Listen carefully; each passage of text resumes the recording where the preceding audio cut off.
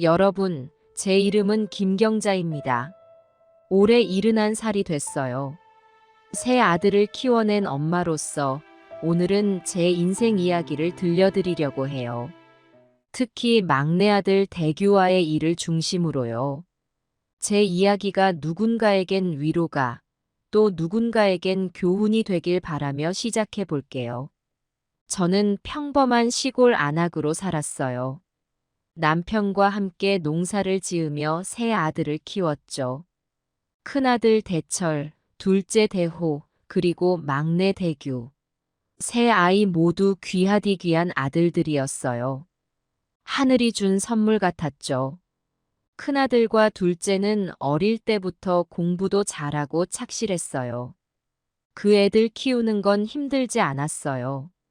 하지만 막내 대규는 달랐어요. 어릴 때부터 말썽꾸러기였죠.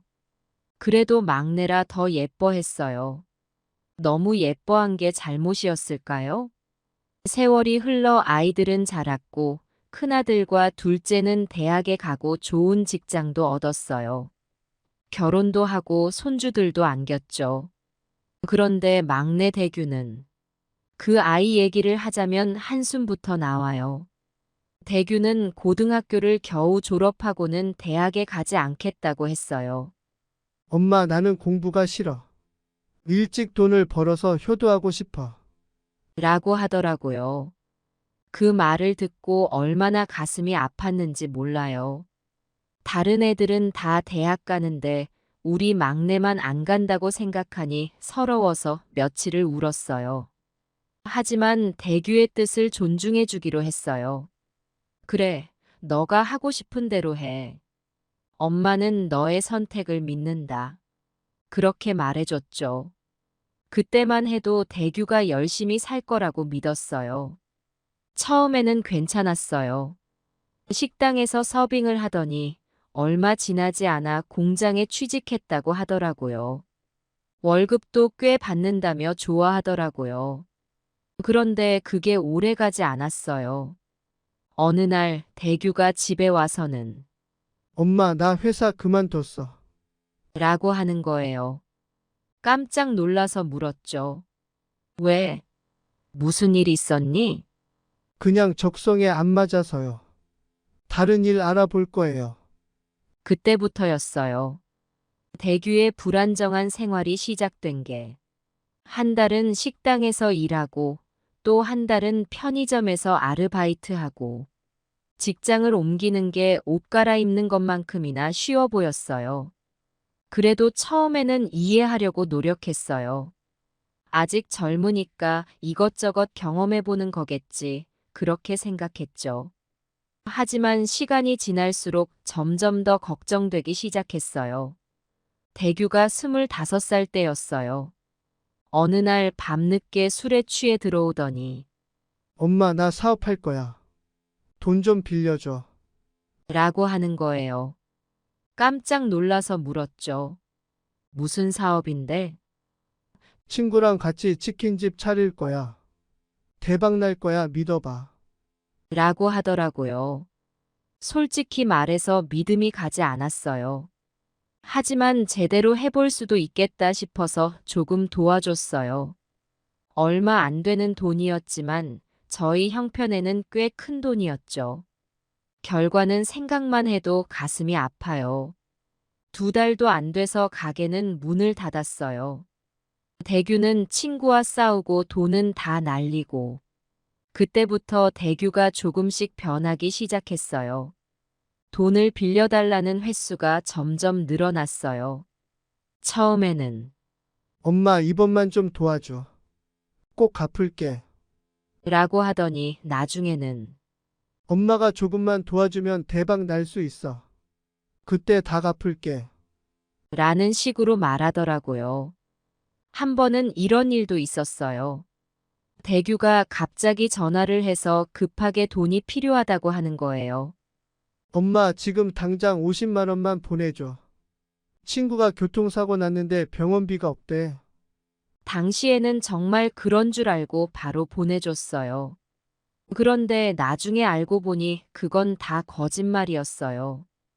그 돈으로 노름을 했다더라고요. 그때 얼마나 실망했는지 몰라요. 그래도 전 포기할 수 없었어요.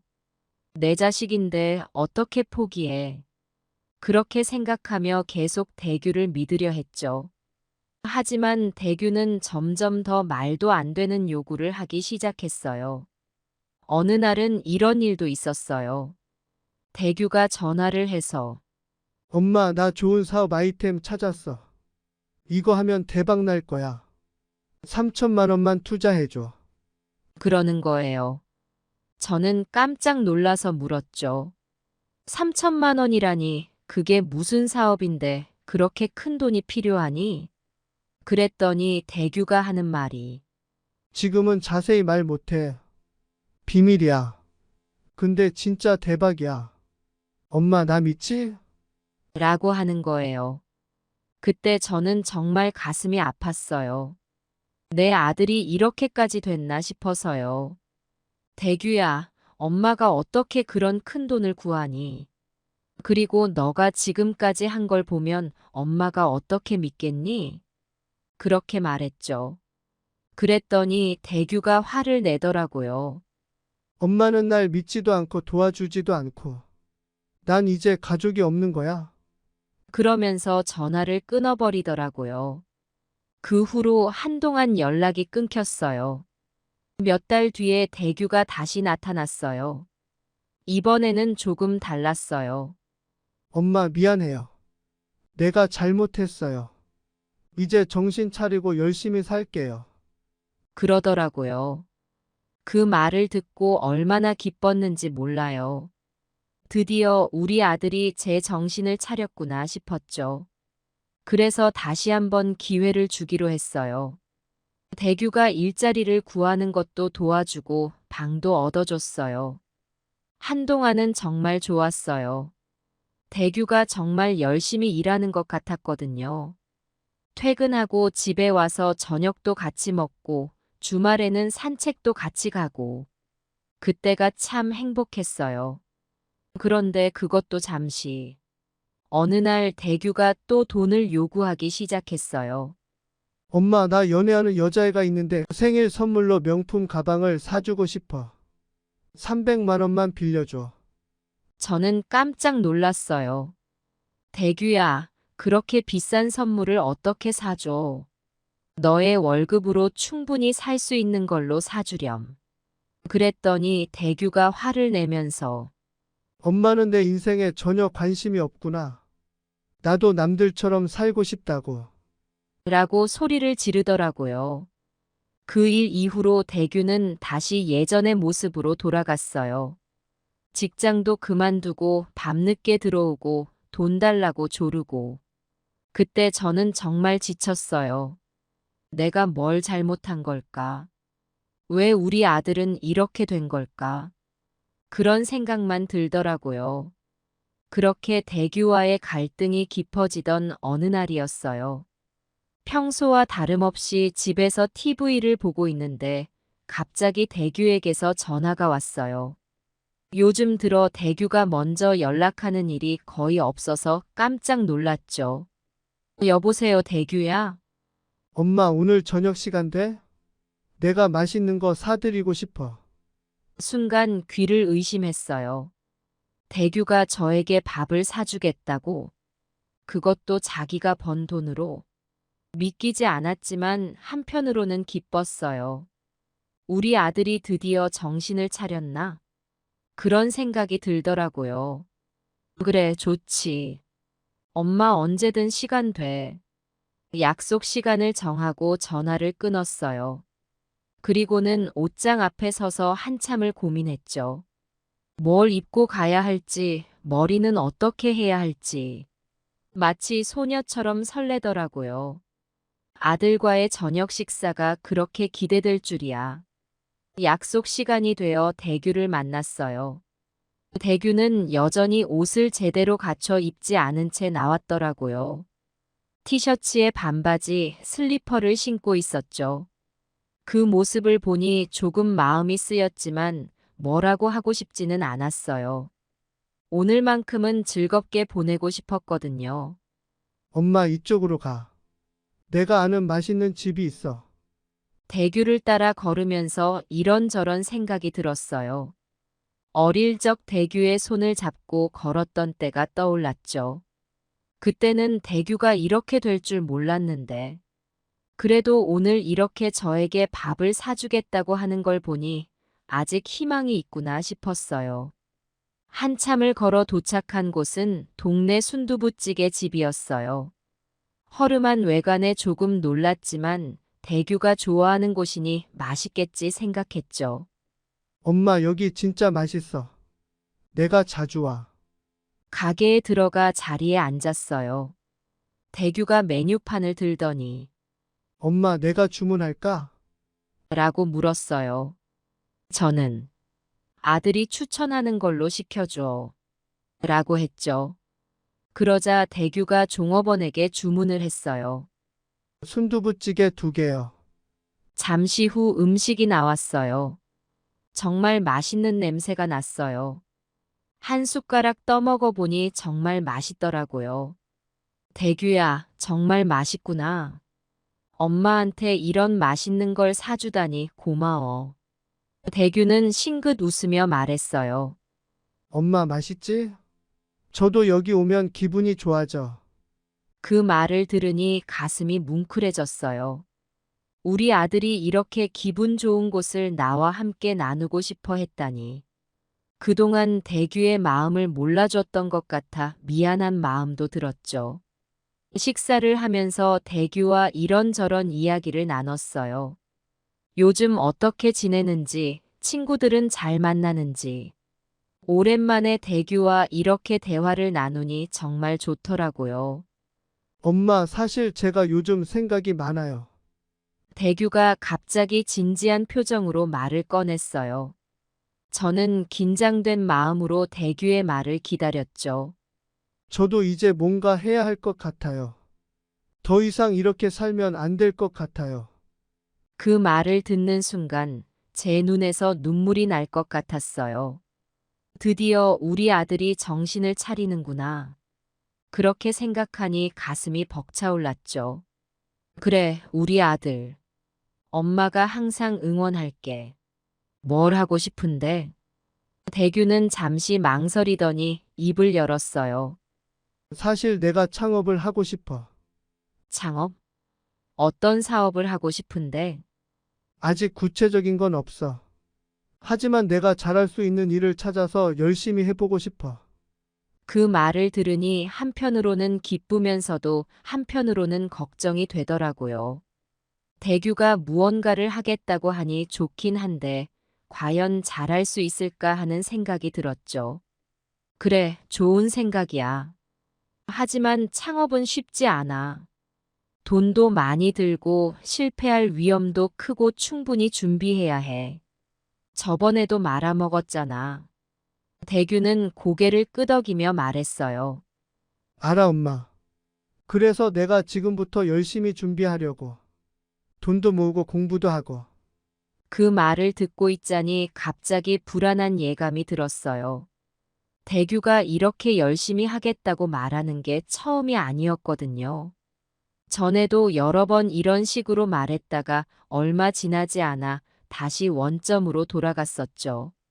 하지만 그래도 지금 이 순간만큼은 대규를 믿고 싶었어요. 우리 아들이 정말로 변하고 있는 건지도 모른다는 희망을 가져보고 싶었죠. 그래, 엄마가 응원할게. 열심히 해봐. 대규는 환하게 웃으며 고개를 끄덕였어요. 그 모습을 보니 제 마음도 따뜻해지더라고요. 식사를 마치고 계산을 하러 가는데 메뉴판을 보고 깜짝 놀랐어요. 순두부찌개 가격이 8,000원이더라고요. 둘이서 16,000원. 솔직히 말해서 좀 실망스러웠어요. 물론 액수가 중요한 건 아니에요. 하지만 대규가 저에게 밥을 사주겠다고 해서 기대를 했었나 봐요. 좀 더 근사한 곳에서 밥을 먹을 수 있지 않을까 생각했었죠. 그래도 대규의 마음이 중요하다고 생각하며 웃음을 지었어요. 대규가 열심히 살겠다고 다짐한 것만으로도 충분히 값진 저녁이었으니까요. 가게를 나와 집으로 가는 길, 대규가 갑자기 말을 꺼냈어요. 엄마, 사실 엄마한테 부탁할 게 있어. 응, 뭔데? 혹시 1,000만 원만 빌려줄 수 있어? 순간 제 귀를 의심했어요.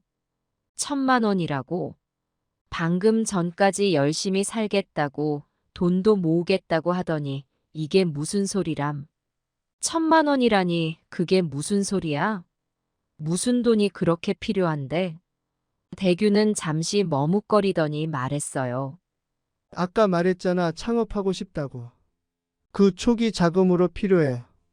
순간 현실감이 없어졌어요. 방금 전까지 순두부찌개 2그릇 사 먹고 나와 놓고 이제 와서 1,000만 원을 달라고. 이게 말이 되나요? 대규야, 방금 전에 너가 한 말 기억나? 돈도 모으고 공부도 하면서 준비하겠다고 했잖아. 그런데 갑자기 1,000만 원이라니. 그건 너무 성급한 거 아니니?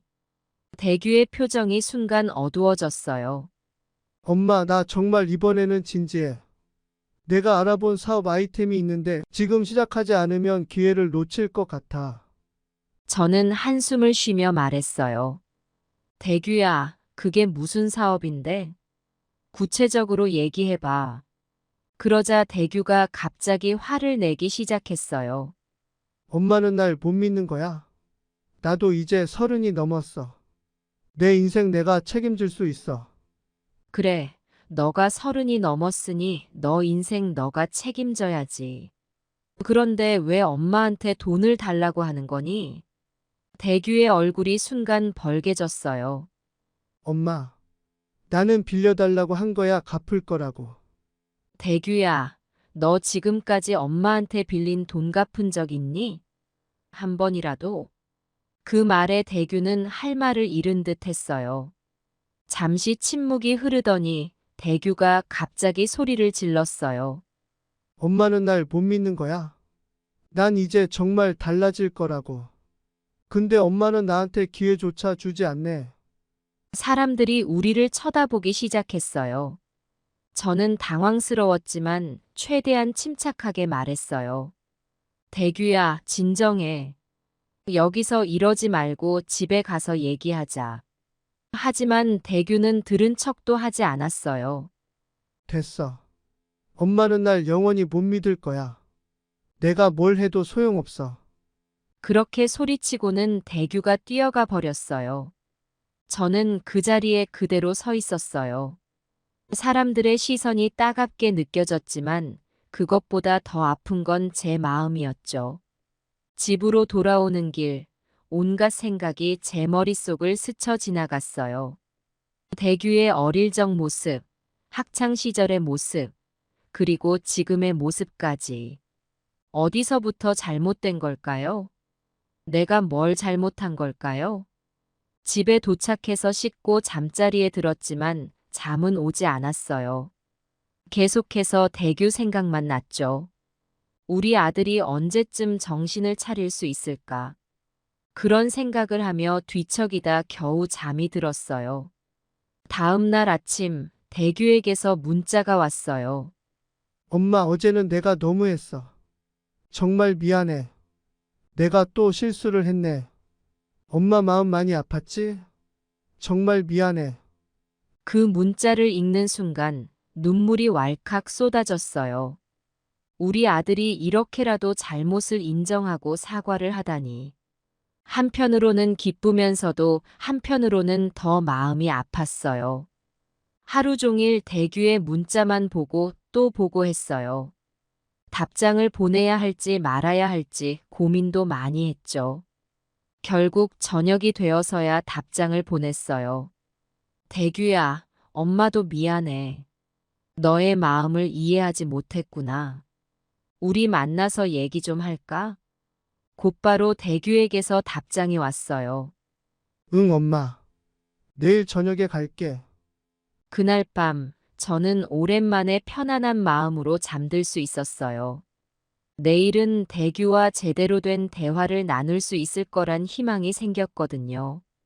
다음 날 저녁 약속한 대로 대규가 찾아왔어요. 이번에는 단정하게 차려입고 왔더라고요. 그 모습을 보니 또 한 번 가슴이 뭉클해졌어요. 엄마, 정말 미안해. 내가 너무 바보 같았어. 대규가 고개를 숙이며 말했어요. 저는 대규를 안아주며 말했죠. 괜찮아, 우리 아들. 엄마도 미안해. 너의 마음을 제대로 이해하지 못했어. 우리는 그렇게 한참을 껴안고 있었어요. 그러고 나서 대규가 입을 열었어요. 엄마, 사실 내가 거짓말했어. 창업 같은 건 없어. 그냥 빚이 있어서. 순간 머리가 어지러워지는 것 같았어요. 하지만 최대한 침착하게 물었죠. 얼마나 되는데? 500만 원이야. 그 말을 듣는 순간 화가 치밀어 올랐어요. 그건 네가 알아서 해결해. 나가라. 꼴도 보기 싫어. 제 입에서 이런 말이 나올 줄은 꿈에도 몰랐어요. 하지만 그 순간 정말 그렇게 말하고 싶었어요. 대규의 얼굴이 창백해지는 걸 봤어요.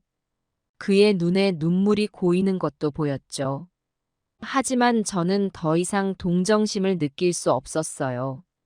엄마, 대규가 떨리는 목소리로 말을 시작했지만 저는 고개를 돌렸어요. 가라고 했지. 더 이상 볼 일 없어. 대규는 한동안 그 자리에 서 있었어요. 아마도 제가 마음을 바꿀 거라고 기대했던 것 같아요. 하지만 저는 끝까지 고개를 돌린 채로 있었죠. 결국 대규는 천천히 문을 향해 걸어갔어요. 문이 닫히는 소리가 들렸을 때 저는 그제서야 숨을 내쉬었어요. 그날 이후로 대규와의 관계는 완전히 끊어졌어요. 처음 며칠은 대규에게서 전화가 왔지만 저는 받지 않았어요. 문자도 보냈지만 읽지 않았죠. 점점 연락도 뜸해졌고 결국에는 완전히 끊겼어요. 다른 아들들은 제 결정을 이해하려 노력했지만 걱정스러워하는 눈치였어요. 큰아들 대철이가 찾아와서 말했죠. 엄마, 대규 때문에 많이 힘드셨죠? 하지만 그래도 우리 동생인데 한 번만 더 기회를 주면 어떨까요? 저는 고개를 저었어요. 대철아, 엄마가 얼마나 많은 기회를 줬는지 너도 알잖아. 이제는 정말 지쳤어. 둘째 대호도 비슷한 말을 했어요. 하지만 저는 완강했죠. 더 이상 대규를 도와줄 생각이 없다고 말했어요. 며느리들은 조금 다른 반응이었어요. 그들은 제 결정을 지지해 주었죠.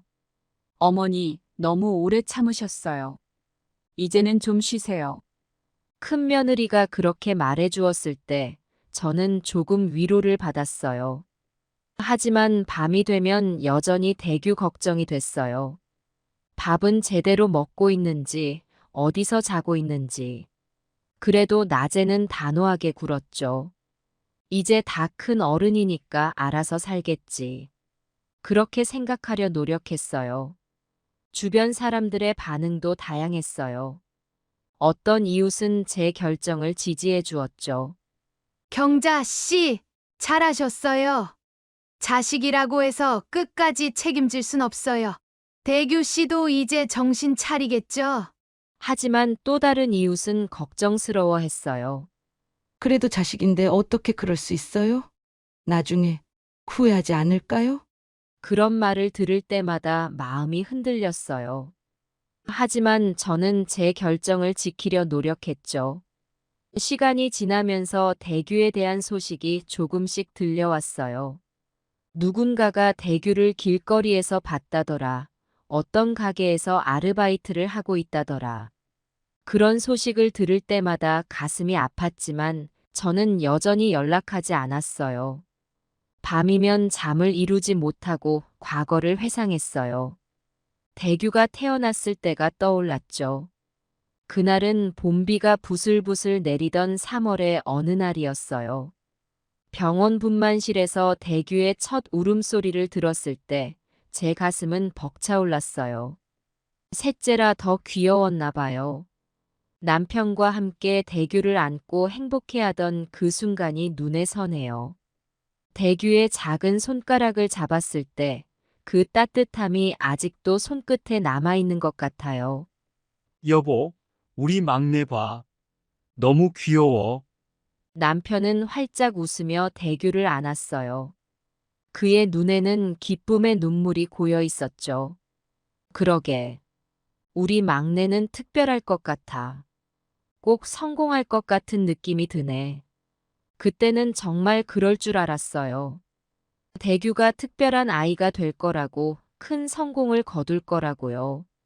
첫째와 둘째를 키우면서 쌓은 경험이 있어서 이번에는 더 잘 키울 수 있을 거라고 자신했죠. 하지만 현실은 달랐어요. 대규가 자라면서 조금씩 문제가 생기기 시작했어요. 유치원 때부터 말썽꾸러기였죠.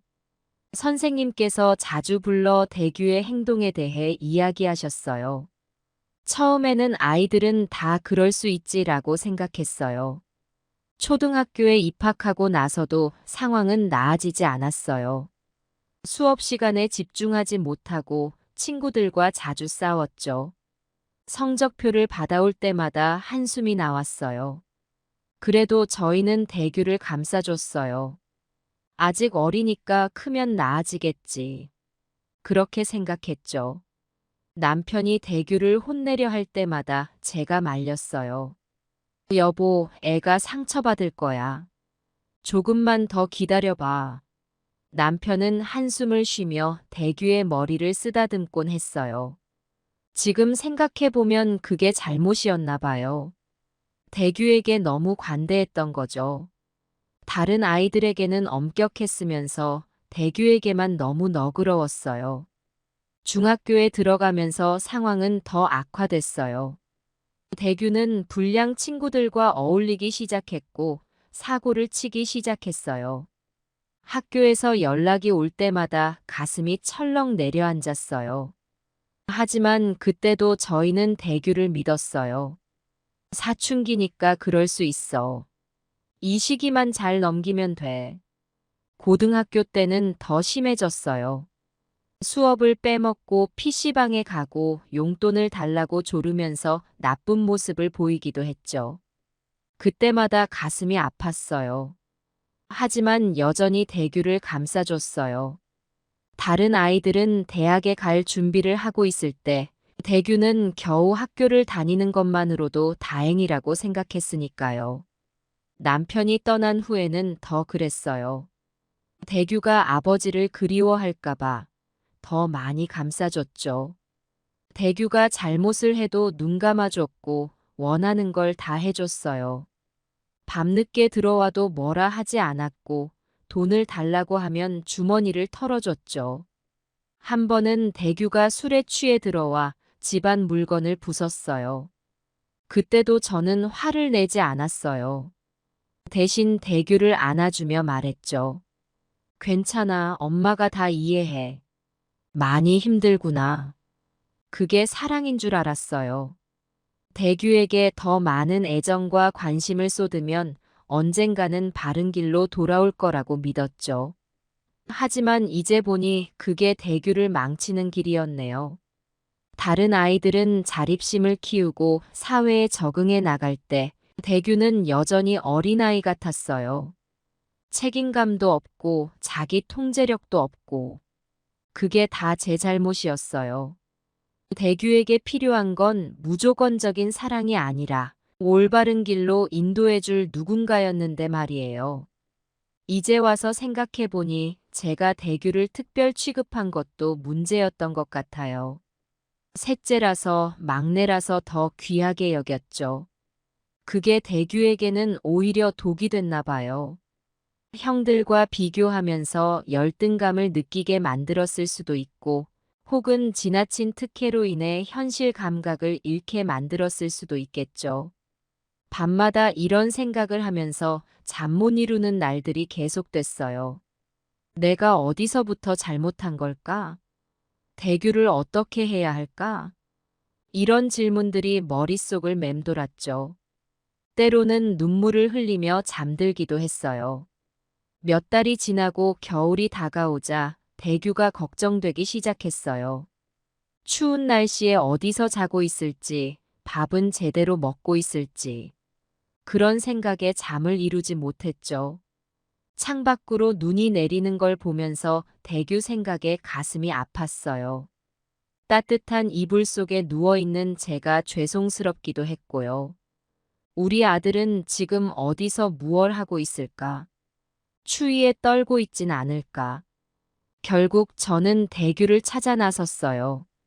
추운 날씨에도 아랑곳하지 않고 대규가 일했던 가게들을 하나하나 찾아다녔죠. 하지만 아무도 대규의 소재를 알지 못했어요. 죄송합니다만 대규 씨는 몇 달 전에 그만뒀어요. 대규요? 아, 그 친구 한 달 정도 일하다가 갑자기 안 나왔어요. 그런 대답만 들었어요. 점점 더 불안해졌죠. 가게 주인들의 표정을 보면 대규에 대한 좋지 않은 기억이 있는 듯 했어요. 몇몇은 대규가 일하는 동안 문제를 일으켰다고 하더라고요. 그 말을 들을 때마다 가슴이 아팠어요. 길거리를 헤매면서 대규와 닮은 사람만 보면 심장이 쿵쾅거렸어요. 멀리서 대규처럼 보이는 사람을 발견하면 뛰어가기도 했죠. 하지만 가까이 가보면 다른 사람이었어요. 그럴 때마다 실망과 안도가 동시에 밀려왔어요. 경찰서에도 갔어요. 하지만 그들도 도움을 줄 수 없었죠. 죄송합니다만 성인이 된 아들을 찾는 건 쉽지 않습니다. 특별한 사고가 없는 한 저희가 나서기는 어려워요. 경찰관의 말에 절망감이 밀려왔어요. 하지만 포기할 수는 없었죠. 대규의 친구들을 수소문해서 찾아다녔어요. 한 명 한 명 찾아가 대규의 소식을 물었죠. 그들도 대규의 소식을 모른다고 했어요. 어떤 친구는 대규가 빚을 지고 도망간 것 같다고 하더라고요. 또 어떤 친구는 대규가 나쁜 일에 휘말린 것 같다고 했고요. 그 말들을 들을 때마다 가슴이 찢어지는 것 같았어요. 우리 아들이 그렇게 살고 있다니. 내가 뭘 그렇게 잘못했길래. 아줌마, 저희도 대규 걱정돼요. 연락이 왔다면 꼭 알려드렸을 거예요. 한 친구가 그렇게 말해 주었을 때 눈물이 났어요. 대규가 이렇게 혼자가 되어버렸다는 게 너무 슬펐거든요. 친구들조차 대규를 걱정하고 있다니. 대규야, 넌 혼자가 아니야. 엄마가 꼭 찾을게. 찾는 과정에서 실망도 많이 했어요. 어떤 이는 대규를 봤다며 돈을 요구하기도 했고, 또 어떤 이는 대규가 나쁜 일에 휘말렸다며 겁을 주기도 했죠. 한 번은 누군가가 전화를 해서 대규의 위치를 알고 있다며 돈을 요구했어요. 처음에는 의심했지만 대규를 찾고 싶은 마음에 그 사람을 만났죠.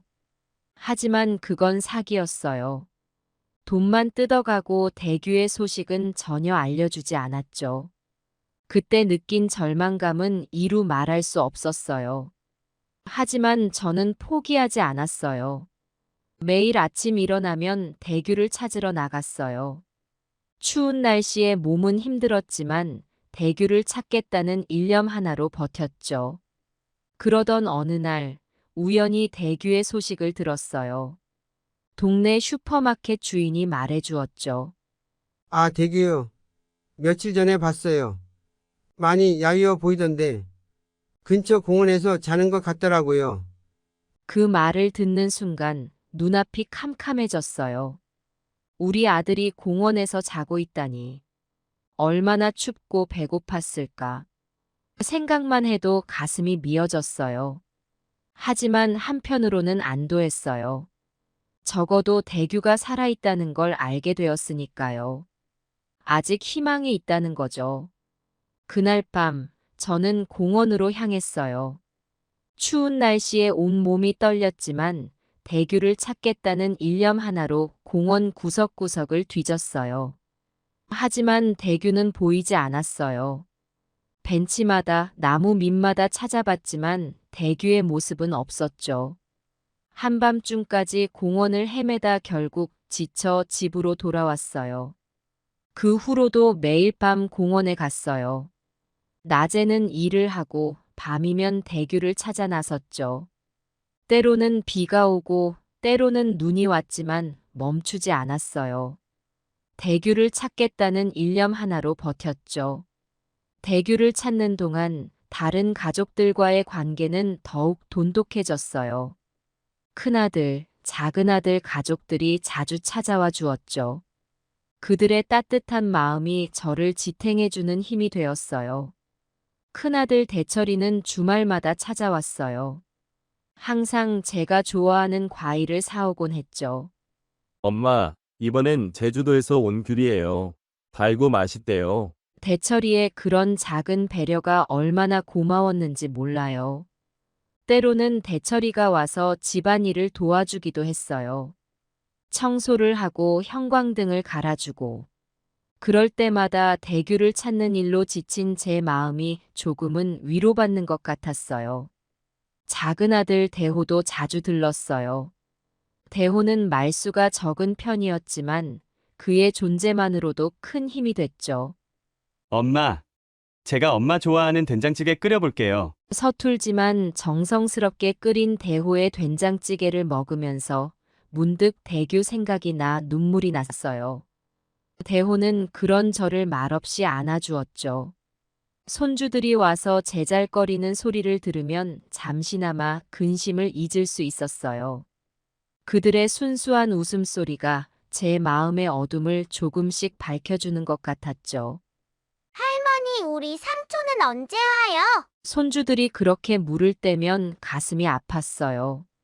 하지만 억지로 웃으며 대답했죠. 곧 올 거야. 삼촌이 지금 멀리 여행 갔거든.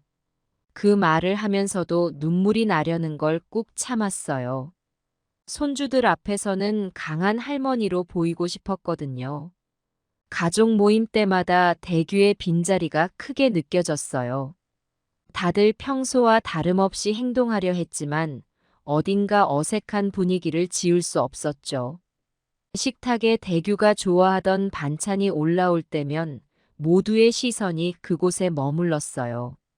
엄마, 된장찌개 맛있어요. 근데 대규가 여기 있었으면 더 좋아했을 텐데. 큰아들이 그렇게 말할 때면 모두가 잠시 숟가락질을 멈추곤 했어요.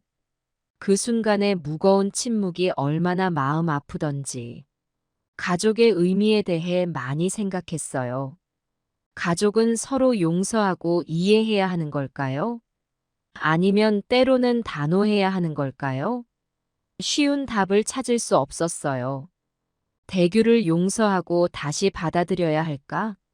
아니면 단호하게 선을 그어야 할까? 밤마다 이런 고민으로 잠 못 이루는 날이 많았어요. 때로는 다른 아들들에게 조언을 구하기도 했죠. 엄마, 대규도 우리 가족이에요. 언젠가는 돌아올 거예요. 대철이는 그렇게 말하며 저를 위로해 주었어요. 하지만 대호는 조금 다른 의견이었죠. 엄마, 대규가 정말 변하지 않으면 어쩌죠? 엄마가 또 상처받을까봐 걱정돼요. 두 아들의 상반된 의견 속에서 저는 더욱 혼란스러웠어요. 그러던 어느 날 막내 손주가 저에게 그림을 그려왔어요. 가족 모두가 손을 잡고 있는 그림이었는데 거기에는 대규도 포함되어 있었죠. 할머니, 이게 우리 가족이에요. 삼촌도 여기 있어요. 그 순간 깨달았어요. 가족은 조건 없이 서로를 사랑하고 용서하는 거라고. 하지만 동시에 서로의 잘못을 바로 잡아주는 것도 가족의 역할이라는 걸요. 그 후로 저는 대규를 다시 만나면 어떻게 해야 할지 마음의 준비를 했어요. 단호하게 그의 잘못을 지적하되 동시에 변화할 기회를 주기로 했죠. 그리고 무엇보다 대규가 언제든 돌아올 수 있는 따뜻한 품을 유지하기로 했어요. 그날도 평소와 다름없이 장을 보러 나갔어요. 시장에서 채소를 고르고 있는데 문득 누군가의 시선이 느껴졌어요. 고개를 돌려보니 그곳에 대규가 서 있었어요. 처음에는 눈을 의심했어요. 정말 대규일까? 하지만 틀림없었어요. 많이 야위고 초라해 보였지만 분명 우리 대규였어요. 수염이 덥수룩하게 자라있고 옷은 구겨져 있었죠. 하지만 그 눈빛만은 변함없는 우리 대규였어요. 대규야. 제 입에서 작은 목소리가 새어나왔어요. 대규도 저를 보고 놀란 듯 했어요. 잠시 도망갈까 고민하는 것 같더니 천천히 제게 다가왔어요. 그 모습이 마치 다친 짐승 같아 보여 가슴이 아팠어요. 엄마, 대규의 목소리가 떨렸어요. 저도 모르게 눈물이 흘렀어요. 대규를 꼭 안아주고 싶었지만 그러지 못했어요. 아직 마음의 준비가 되지 않았던 거죠. 그동안의 상처와 걱정, 분노가 한꺼번에 밀려와 어떻게 해야 할지 몰랐어요. 잘 지냈니? 겨우 그 말을 할 수 있었어요. 대규는 고개를 숙이고 대답했어요. 네, 그럭저럭요. 그 모습을 보니 가슴이 찢어지는 것 같았어요. 내 아들이 이렇게 초라해져 있다니. 하지만 여전히 화가 나기도 했죠. 그동안 우리 가족이 겪은 고통을 생각하면 쉽게 용서할 수 없었어요. 복잡한 감정이 뒤섞였어요. 밥은 먹고 다니니? 네, 가끔은 굶기도 하지만 그래도 살만해요. 그 말을 듣는 순간 모든 게 무너지는 것 같았어요. 내 아들이 굶고 있다니. 엄마로서 이루 말할 수 없는 고통이 밀려왔어요. 하지만 여전히 단호해야 한다고 생각했어요. 지난 시간 동안 대규의 거짓말에 속았던 기억들이 떠올랐거든요. 그래, 앞으로 어떻게 할 거니? 대규는 잠시 망설이더니 말했어요. 열심히 살아보려고요. 엄마한테 미안해서 이제는 정말 변하고 싶어요. 그 말을 듣고 저는 한동안 아무 말도 할 수 없었어요.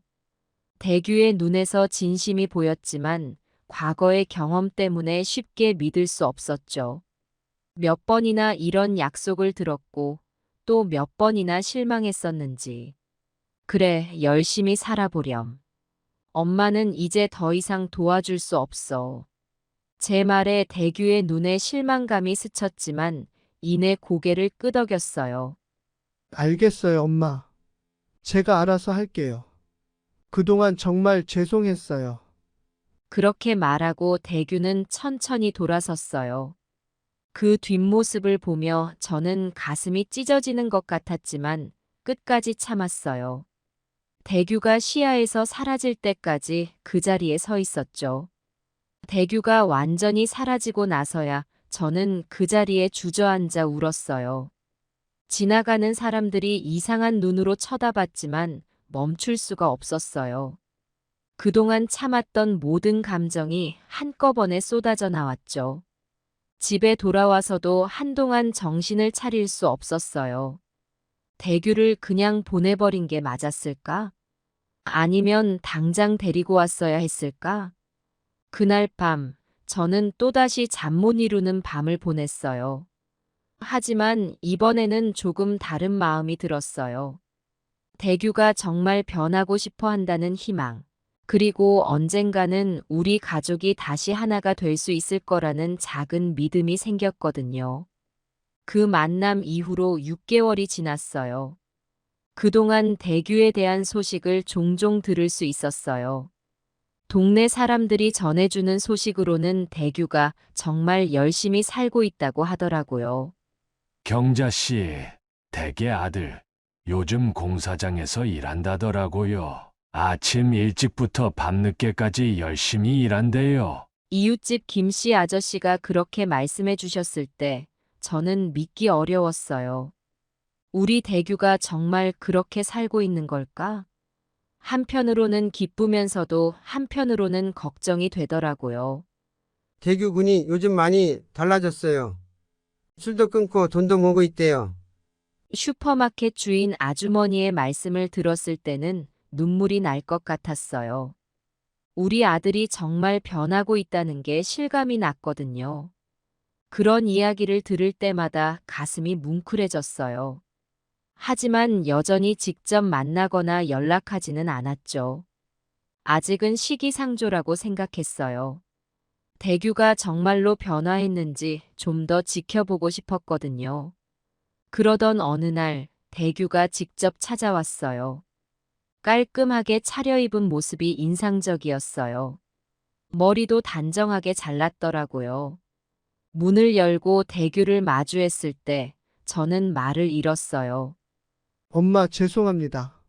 제가 그동안 정말 많이 잘못했어요. 대규가 고개를 깊이 숙이며 말했어요. 저는 한동안 아무 말도 하지 않고 대규를 바라봤어요. 그 모습이 너무나 낯설면서도 한편으로는 그리웠죠. 이제 와서 뭐 하러 왔니? 제 목소리가 떨렸어요. 대규를 보는 순간 그동안의 모든 감정이 한꺼번에 밀려왔거든요.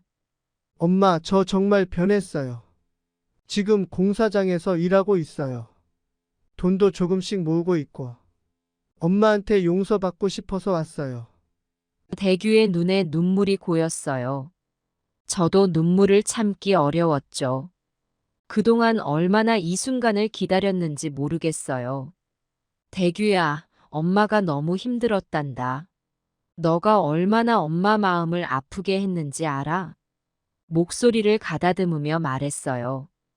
대규는 고개를 더 깊이 숙였어요. 네, 알아요, 엄마. 정말 죄송해요. 이제는 절대 그러지 않을게요.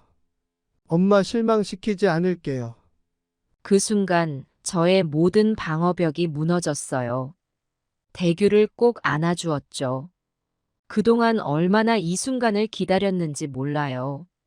그래. 엄마도 미안해. 너가 힘들 때 곁에 있어주지 못해서. 우리는 한동안 껴안고 울었어요. 그동안의 아픔과 미안함, 그리고 사랑이 눈물로 쏟아져 나왔죠. 마당에 서서 울고 있는 우리를 이웃들이 보고 있었지만 아무도 신경 쓰지 않았어요. 그날 밤 오랜만에 대규와 함께 저녁을 먹었어요. 대규가 좋아하는 된장찌개를 끓여주었죠. 대규는 정말 맛있게 먹더라고요. 엄마 된장찌개 역시 세상에서 제일 맛있어요. 그 말을 들으니 또 눈물이 나려고 하더라고요. 식사를 하면서 대규는 그동안의 이야기를 들려주었어요. 처음에는 정말 힘들었대요. 노숙도 해보고 구걸도 해봤다고 하더라고요. 그 얘기를 들으니 가슴이 아팠어요. 하지만 대규는 그 과정에서 많은 것을 깨달았다고 해요. 가족의 소중함, 정직하게 사는 삶의 가치, 그리고 무엇보다 자신의 잘못을 깨달았대요. 엄마, 이제는 정말 열심히 살 거예요. 엄마한테 자랑스러운 아들이 될게요. 그 말을 듣는 순간 저는 대규를 완전히 용서할 수 있었어요. 그리고 새로운 시작을 할 수 있다는 희망이 생겼죠. 그날 이후로 대규의 생활은 완전히 달라졌어요. 매일 아침 일찍 일어나 공사장으로 출근하고 밤늦게 돌아와요. 처음에는 힘들어 하더니 점점 적응해 가더라고요. 엄마, 일이 힘들긴 한데 보람 있어요. 제가 번 돈으로 생활하니까 기분이 좋아요. 그 말을 들을 때마다 얼마나 뿌듯하던지. 우리 아들이 이제야 어른이 되어가는 것 같았어요. 주말에는 검정고시 공부를 한다고 하더라고요. 늦은 나이에 공부를 시작하는 게 쉽지는 않겠지만 열심히 하는 모습이 대견했어요. 엄마, 제가 이번에 검정고시 합격하면 나중에 전문대라도 가보려고요. 늦었지만 공부도 해보고 싶어요. 늦었다고 생각했던 우리 아들이 이제야 제 인생을 찾아가는 것 같아 기뻤어요. 대규는 또한 술을 완전히 끊었어요. 대신 운동을 시작했죠. 아침마다 조깅을 하고 틈틈이 팔굽혀펴기도 한대요. 술에 절어있던 모습은 온데간데 없고 건강해 보이는 모습이 너무 좋았어요. 엄마, 운동하니까 몸도 건강해지고 마음도 맑아지는 것 같아요. 예전에 술 마시던 시간에 운동하니까 정말 좋아요. 가족들과의 관계도 조금씩 회복되고 있어요. 처음에는 어색해했지만 지금은 형들과도 자주 연락하고 만나고 있어요. 형들도 동생의 변화를 기뻐하며 응원해주고 있죠. 엄마, 형들이랑 다음 주에 낚시 가기로 했어요. 제가 못하긴 하지만 그래도 함께 시간 보내고 싶어서요. 그 말을 들을 때마다 가슴이 따뜻해져요. 우리 가족이 다시 하나가 되어가는 것 같아 행복해요. 물론 아직 가야 할 길이 멀어요. 대규가 완전히 안정을 찾기까지는 시간이 더 필요할 거예요. 하지만 지금처럼만 열심히 살아준다면 언젠가는 꼭 행복한 삶을 살 수 있을 거라고 믿어요. 지금 돌아보면 우리 가족이 겪은 모든 일들이 다 의미가 있었던 것 같아요. 대규도 그 고난을 통해 삶의 진정한 가치를 깨달았고, 저 또한 부모로서 많은 것을 배웠어요. 자식을 키우는 일에 정답은 없어요. 때로는 엄하게, 때로는 따뜻하게. 그렇게 균형을 잡아가며 사랑으로 키워내는 게 부모의 역할인 것 같아요. 저도 처음에는 대규에게 너무 관대했다가 나중에는 너무 엄격해졌어요. 그 과정에서 많은 시행착오를 겪었죠. 가장 중요한 건 자식을 믿어주는 거예요. 지금 당장은 힘들어 보여도 언젠가는 반드시 제 길을 찾을 거예요. 우리가 할 일은 그때까지 포기하지 않고 기다려주는 거예요. 대규가 방황할 때도 저는 끝까지 포기하지 않았어요. 그게 결국 대규가 돌아올 수 있는 힘이 되었던 것 같아요. 하지만 무조건적인 사랑만으로는 부족해요. 때로는 단호해야 할 때도 있어요. 자식이 잘못된 길로 갈 때는 과감하게 끊어줄 수 있는 용기도 필요해요. 그것도 사랑의 한 형태니까요. 제가 대규를 내보냈을 때 그게 대규에게는 충격이 되어 변화의 계기가 되었던 것 같아요. 그리고 가족 간의 소통이 정말 중요해요. 서로의 마음을 이해하고 용서하고 화해하는 과정이 필요해요. 그 과정이 힘들고 아플 수 있지만 그래야 진정한 가족이 될 수 있어요. 우리 가족도 대규의 일을 겪으면서 더 많이 대화하고 서로를 이해하려고 노력하게 됐어요. 마지막으로 부모 여러분, 여러분 자신의 행복도 잊지 마세요. 부모가 행복해야 자식도 행복할 수 있어요. 자식 때문에 본인의 인생을 포기하지 마세요. 여러분도 소중한 한 사람이에요. 저도 대규 때문에 제 인생을 포기하려고 했었어요. 모든 시간과 에너지를 대규에게 쏟아부었죠. 제 삶은 온통 대규 중심이었어요. 하지만 그게 오히려 대규에게 부담이 되었다는 걸 깨달았어요.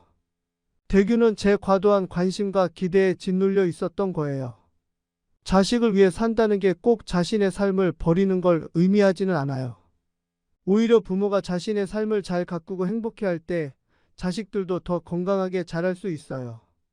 부모의 행복한 모습을 보며 자식들도 삶의 긍정적인 면을 배우게 되니까요. 이제 저는 새 아들과 며느리들 그리고 손주들과 함께 행복한 노후를 보내고 있어요. 대규의 일로 힘들어하던 시절을 지나 지금은 제 인생의 가장 행복한 시기를 보내고 있죠. 손주들과 시간을 보내고 제가 좋아하는 취미 생활도 하며 즐겁게 지내고 있어요. 대규도 이제 곧 자기 삶의 새로운 장을 열 거예요. 그동안의 방황을 뒤로하고 자신만의 길을 찾아가고 있죠. 앞으로 어떤 일들이 또 일어날지 모르겠지만 이제는 두렵지 않아요. 우리 가족이 함께라면 어떤 어려움도 이겨낼 수 있을 거예요.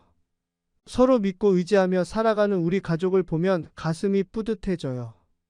여러분의 가정에도 항상 행복과 사랑이 가득하기를 바랍니다. 어려움을 겪을 때마다 지금의 저를 떠올려 주세요. 저도 여러분처럼 힘든 시기를 겪었지만 결국 이겨냈잖아요. 힘든 시기를 겪고 계신 분들 절대 포기하지 마세요.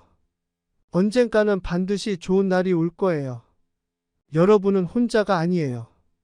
우리 모두가 함께 힘을 합쳐 이겨내요. 여러분의 곁에는 항상 여러분을 사랑하는 사람들이 있다는 걸 잊지 마세요. 안녕하세요. 제 이름은 김미수입니다. 올해로 65이 되었어요. 지금 이 이야기를 시작하려니 가슴이 먹먹해지네요. 하지만 누군가에게는 도움이 될 수 있을 거라 생각하며 용기를 내봅니다. 저는 평범한 시골 마을에서 태어났어요. 부모님은 농사를 지으셨죠. 어릴 적부터 부지런한 부모님을 보며 자랐어요. 그때는 몰랐지만 그분들의 모습이 제 삶의 밑거름이 되었던 것 같아요. 학교를 다니면서도 틈틈이 농사일을 도왔죠. 힘들었지만 가족과 함께하는 시간이 행복했어요. 20살 때 서울로 올라왔어요. 큰 꿈을 안고 왔지만 현실은 녹록지 않았죠. 작은 공장에서 일하며 밤낮 없이 일했어요. 그렇게 3년을 보내던 중 운명처럼 제 남편을 만났어요. 남편은 제가 일하던 공장 근처 철물점에서 일하고 있었죠. 점심시간에 우연히 만나 이야기를 나누게 되었는데 그 후로 자주 만나게 되었어요. 남편은 제가 본 사람 중 가장 성실하고 따뜻한 사람이었어요. 1년 동안 연애를 하고 우리는 결혼했죠. 결혼 초기에는 정말 행복했어요. 둘 다 일하면서 돈을 모았고 작은 전셋집이지만 우리만의 보금자리를 마련했죠.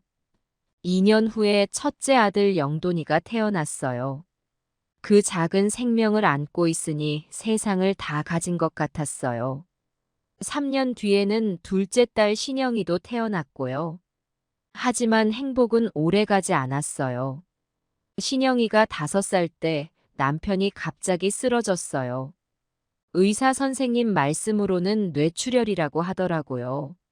한 달간 병원에서 투병하다 결국 남편은 세상을 떠나고 말았어요.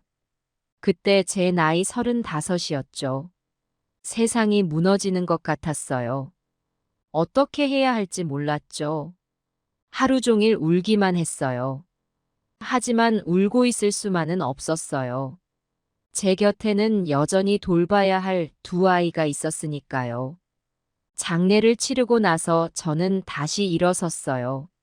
아이들을 위해서라도 강해져야 한다고 마음먹었죠. 낮에는 공장에서 일하고 밤에는 식당에서 설거지를 했어요. 잠 잘 시간도 없이 일했지만 아이들의 웃는 얼굴을 보면 모든 피로가 싹 가시는 것 같았어요. 영돈이는 8살이었는데 어린 나이에도 불구하고 동생을 잘 돌봐주었어요. 엄마, 걱정 마세요. 제가 신영이 잘 볼게요. 그렇게 말하는 아들을 보면 가슴이 아팠어요. 어린 나이에 이런 짐을 지우는 것 같아 미안했죠. 신영이는 아직 어려서 아빠가 왜 안 오시는지 이해하지 못했어요. 밤마다 아빠 어디 갔냐고 물어볼 때마다 눈물이 났어요.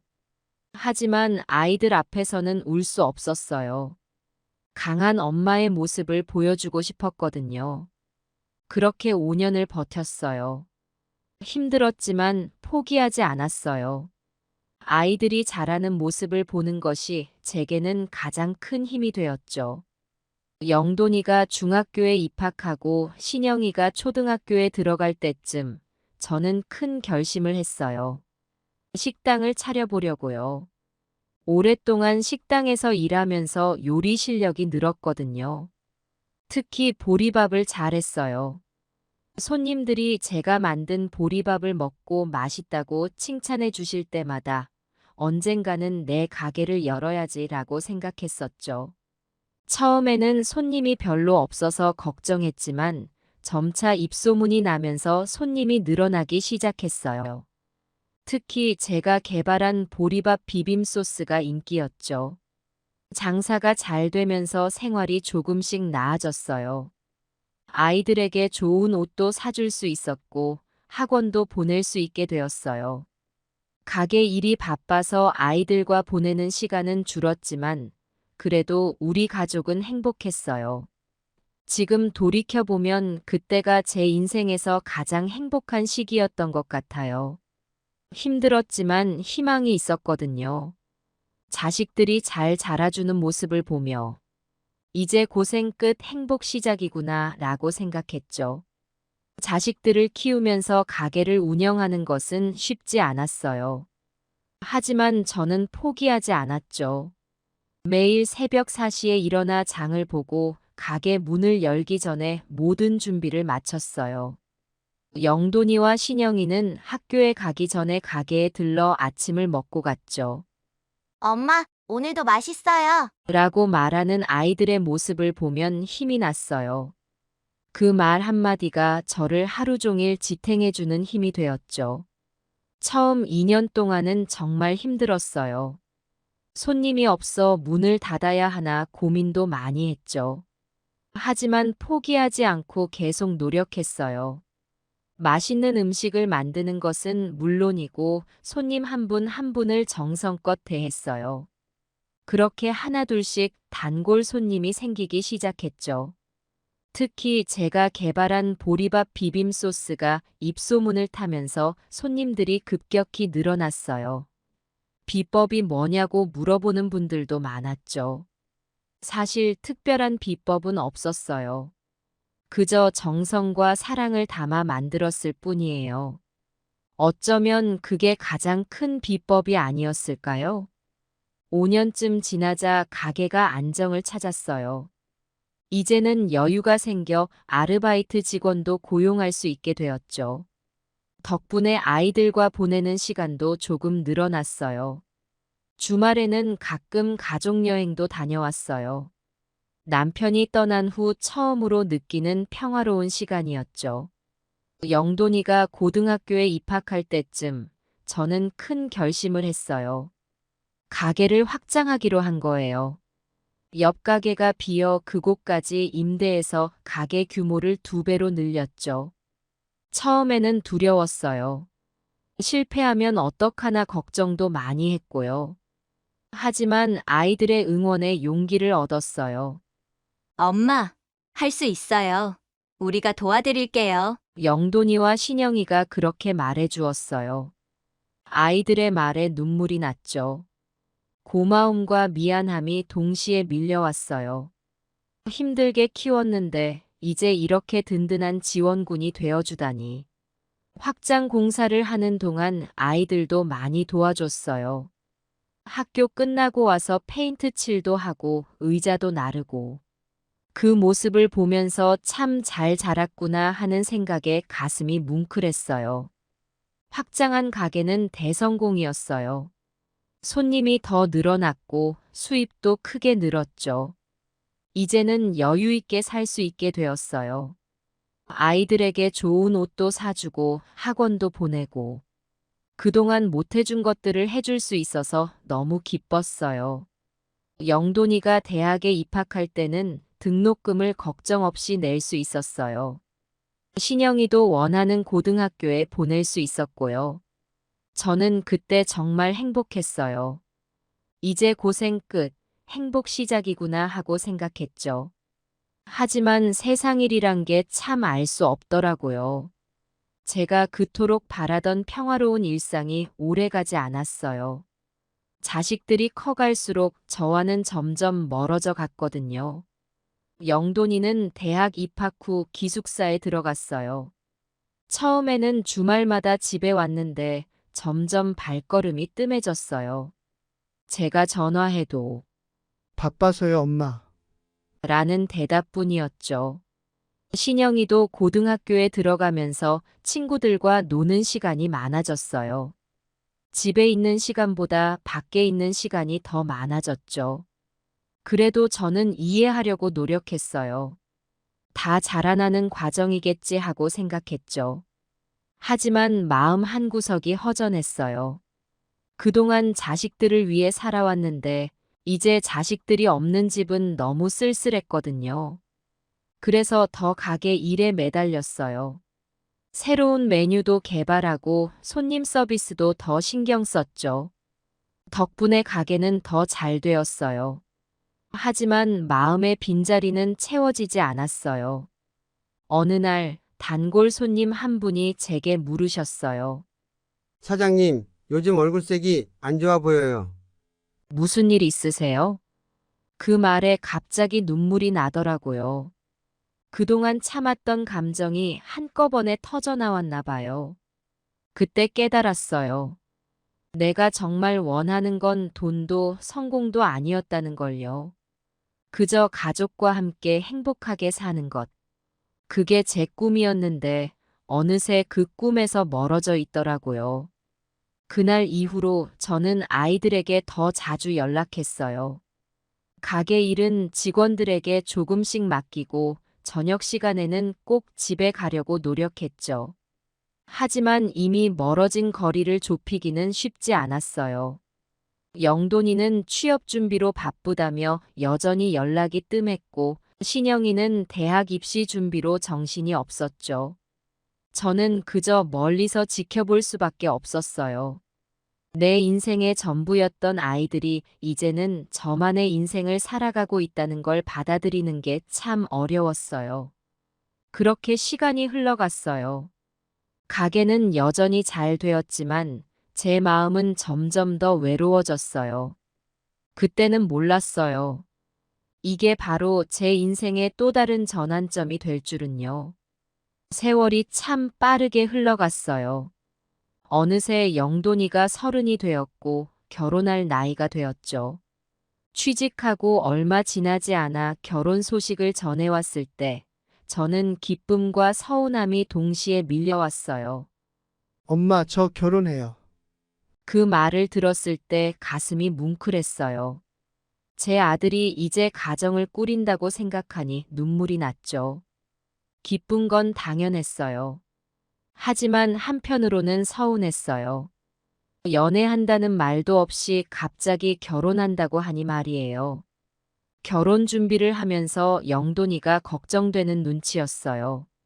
신혼집 마련하는 게 쉽지 않다더라고요. 서울 집값이 너무 올라서 감당하기 힘들다고 하더라고요. 그 말을 듣고 저는 큰 결심을 했어요. 영돈아, 엄마가 집 사는 거 도와줄게. 제가 그동안 보리밥집을 하면서 모아둔 돈으로 영돈이 부부의 신혼집을 사줬어요. 30평대 아파트였죠. 영돈이가 얼마나 좋아하던지. 그 모습을 보니 저도 덩달아 기뻤어요. 엄마, 정말 감사합니다. 제가 어떻게 갚아야 할지. 영돈이가 눈물을 글썽이며 말했어요. 저는 그저 아들을 꼭 안아주었죠. 갚을 생각하지 마. 너가 행복하게 사는 게 엄마한테는 가장 큰 선물이야. 그렇게 말했지만 사실 마음 한구석이 걱정되긴 했어요. 제 노후를 위해 모아둔 돈의 대부분을 썼거든요. 하지만 그때는 가게도 잘 되고 있으니까 크게 걱정하지 않았어요. 결혼식 날 영돈이가 신부와 함께 입장할 때 저는 눈물을 참을 수 없었어요. 제 아들이 어엿한 가장이 되어 새 삶을 시작하는 모습을 보니 가슴이 뭉클했죠. 하지만 동시에 뭔가 허전한 느낌도 들었어요. 이제 정말 영돈이가 제 곁을 떠나는구나 하는 생각이 들었거든요. 그날 밤 집에 돌아와 혼자 있으니 갑자기 외로움이 밀려왔어요. 그동안 영돈이를 위해 살아왔는데 이제 그 아이가 자기 삶을 살아가려고 하니 뭔가 허전했죠. 그때 신영이가 제 방에 들어왔어요. 엄마, 괜찮아요? 신영이가 걱정스러운 눈으로 물었어요. 저는 괜찮다고 말하려다가 그만 눈물이 났어요. 신영이가 다가와 저를 안아주었죠. 엄마, 오빠 결혼했다고 우세요? 제가 있잖아요. 그 말에 저는 웃음이 났어요. 그래요, 아직 신영이가 있었죠. 하지만 그 순간 문득 걱정이 되었어요. 신영이도 언젠가는 결혼하겠죠. 그때는 어떡하지? 신영아, 너는 언제 결혼할 거야? 제가 물었어요. 신영이는 웃으면서 대답했죠. 저요? 글쎄요, 아직 생각 없어요. 일에 집중하고 싶어요. 그 말을 듣고 안심이 되면서도 한편으로는 걱정이 되었어요. 요즘 세상에 결혼이 쉽지 않다는 걸 알고 있었거든요. 그래서 저는 신영이에게 약속했어요. 신영아, 너가 결혼할 때도 집을 사줄게. 그 말에 신영이가 깜짝 놀란 듯 저를 쳐다봤어요. 엄마, 무슨 소리예요? 제가 언제 결혼한다고 그러세요? 그래도 언젠가는 하겠지. 그때 엄마가 도와줄게. 신영이는 잠시 생각하더니 이렇게 말했어요. 엄마, 걱정 마세요. 저는 아직 결혼할 생각도 없고, 나중에 결혼하더라도 남자가 집을 마련할 거예요. 그 말을 듣고 안심했어요. 하지만 지금 생각해보면 그때 안심했던 게 참 어리석었네요. 세상 일이 어떻게 될지 모르는데 말이에요. 그 후로 시간이 흘렀어요. 영돈이 부부는 가끔 집에 왔어요. 처음에는 한 달에 한 번 정도 오더니 점점 발걸음이 뜸해졌죠.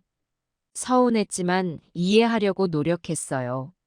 새 가정을 꾸리느라 바쁜가 보다 하고 생각했죠. 신영이는 직장 생활을 시작했어요. 그 아이도 바빠졌죠. 주말에도 집에 잘 오지 않았어요. 친구들과 노는 게 더 좋다나 뭐라나. 저는 그저 멀리서 지켜볼 수밖에 없었어요. 가끔 밤에 혼자 있으면 서글퍼질 때가 있었어요. 자식들을 위해 평생을 바쳤는데 이제는 그들의 삶에 제가 끼어들 자리가 없는 것 같았거든요. 하지만 그래도 괜찮다고 생각했어요. 자식들이 잘 살고 있다는 것만으로도 감사하다고 여겼죠. 그렇게 몇 년이 지났어요. 어느 날 영돈이에게서 전화가 왔어요. 엄마, 저 아들 낳았어요. 그 말을 듣는 순간 온 세상이 환하게 밝아지는 것 같았어요. 저도 모르게 눈물이 났죠. 기뻐서 흘리는 눈물이었어요. 병원으로 달려갔죠. 작은 손주를 안아보는데 그 느낌이란 말로 표현할 수 없을 만큼 행복했어요. 그날 이후로 저는 다시 활력을 얻었어요. 손주를 돌보느라 바빠진 영돈이 부부를 도와주면서 보람을 느꼈죠. 신영이도 조카가 생겼다고 좋아했어요. 우리 가족이 다시 가까워지는 것 같아 기뻤어요. 하지만 그때는 몰랐어요. 이 행복이 오래가지 않을 거라는 걸. 그리고 제가 신영이에게 한 약속이 언젠가 우리 가족을 갈라놓게 될 줄은요. 인생이란 참 알 수 없는 거더라고요. 우리가 계획한 대로 되는 법이 없죠. 그래도 그때만큼은 정말 행복했어요. 우리 가족 모두가 함께 있는 그 순간들이 얼마나 소중했는지 모르겠어요. 그날도 평소와 다름없는 아침이었어요. 가게 문을 열기 전 늘 그랬듯이 시장에 가던 길이었죠. 신선한 재료를 고르는 게 하루의 시작이었으니까요. 횡단보도를 건너려는데 갑자기 오른쪽에서 차가 튀어나왔어요. 타이어 마찰음과 함께 날카로운 경적 소리가 들렸어요. 그때 저는 본능적으로 몸을 돌렸죠. 하지만 이미 늦었어요. 무언가가 제 몸을 강하게 쳤어요. 순간 세상이 빙글빙글 돌더니 저는 그대로 땅에 쓰러졌어요. 온몸이 아팠지만 특히 다리와 허리가 너무 아팠어요. 정신이 혼미해지면서 주변 사람들의 소리가 희미하게 들렸어요. 119에 신고해. 괜찮으세요? 정신 잃지 마세요. 눈을 뜨려고 했지만 점점 의식이 흐려졌어요. 그리고 정신을 잃고 말았죠. 다시 눈을 떴을 때는 이미 병원 침대 위였어요. 온몸이 깁스로 둘러싸여 있었고 팔에는 링거가 꽂혀 있었어요. 의사 선생님께서 제 상태를 설명해 주셨어요. 다리가 두 군데 골절되었고 허리뼈도 다쳤습니다. 갈비뼈도 세 대가 부러졌고요. 당분간 움직이지 마시고 병원에서 치료를 받으셔야 해요. 그 말을 듣는 순간 머릿속이 하얘졌어요. 가게는 어떡하지? 병원비는? 걱정이 물밀듯이 밀려왔어요. 경찰이 와서 사고 경위를 물어봤어요. 알고 보니 저를 친 차량 운전자가 음주운전을 했더라고요. 하지만 그 사람도 크게 다쳐서 중환자실에 입원해 있다고 했어요. 보험 처리는 어떻게 되나요? 제가 물었어요. 경찰관의 대답은 청천벽력 같았어요. 운전자가 무보험이에요. 게다가 뺑소니까지 치려다 잡혔어요. 보상받기가 쉽지 않을 것 같습니다. 그 말을 듣는 순간 눈앞이 캄캄해졌어요. 저도 보험이 없었거든요. 보험비 아까워서 보험 들지 않았던 게 이렇게 후회될 줄은 몰랐어요. 며칠 뒤 영돈이와 신영이가 병원에 왔어요. 걱정스러운 표정으로 저를 바라보더라고요. 엄마, 괜찮으세요? 많이 아프세요? 어머니 걱정 마세요. 저희가 있잖아요. 자식들의 말에 눈물이 났어요. 하지만 이내 마음을 다잡았죠. 그들에게 짐을 지울 순 없었으니까요. 괜찮아, 조금만 있으면 나을 거야. 너희는 각자 일이나 잘하고. 그렇게 말했지만 사실 앞으로가 너무 걱정되었어요. 병원비도 문제였지만 가게를 못 여는 동안 생활은 어떻게 해야 할지. 치료는 생각보다 오래 걸렸어요. 3개월이 지나서야 겨우 걸을 수 있게 되었죠. 그동안 병원비가 산더미처럼 쌓였어요. 가게 문을 닫는 동안 월세도 계속 나가고 생활비도 들어갔어요. 저축해둔 돈을 다 썼어요. 하지만 그것만으로는 턱없이 부족했죠. 결국 은행에 가서 대출을 받았어요. 그렇게라도 하지 않으면 당장 생활이 불가능했으니까요. 퇴원하고 집에 돌아왔을 때 그 어느 때보다 외롭고 막막했어요. 가게로 가보니 먼지가 수북이 쌓여 있더라고요. 가게를 다시 열 준비를 하면서 마음이 무거웠어요. 손님들이 다시 올까? 빚은 어떻게 갚지? 몇 달 뒤 겨우 가게 문을 열었는데 예전 단골 손님들이 하나둘 찾아와 주셨어요. 사장님, 괜찮으세요? 걱정 많이 했어요. 이제 다 나으신 거예요. 다행이에요. 그 말들이 얼마나 위로가 되던지 눈물이 날 것 같았어요. 하지만 이내 현실을 직시해야 했죠. 손님들의 발걸음이 뜸해진 거예요. 알고 보니 제가 문을 닫은 사이에 근처에 대형 보리밥집이 생겼더라고요. 한숨이 절로 나왔어요.